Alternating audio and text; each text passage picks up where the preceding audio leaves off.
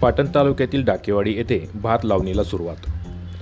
सातारा जिल्ह्यातील पाटण तालुक्यातील डाकेवाडी परिसरात सतत पाऊस पडत असल्यामुळे भात लावणीला सुरुवात झाली आहे। मात्र सततच्या पावसामुळे मका आणि भुईमूग यांची पेरणी राहिली आहे। तरवे आल्यामुळे आता शिवार माणसांनी गजबजल्याचं पाहायला मिळत आहे।